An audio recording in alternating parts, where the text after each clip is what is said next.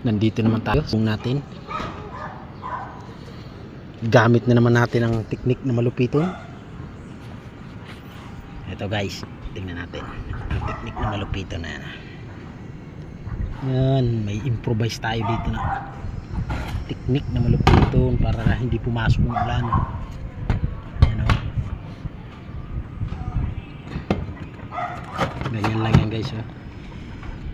O pag pumasok na, sabay bend pababa.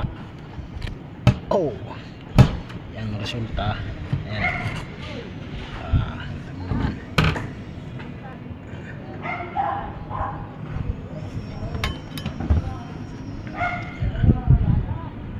Napakasimple gamitin ang teknik na malupiton.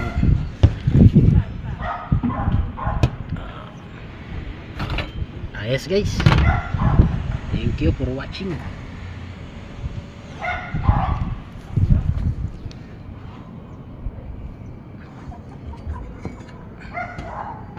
Yan, improvise natin.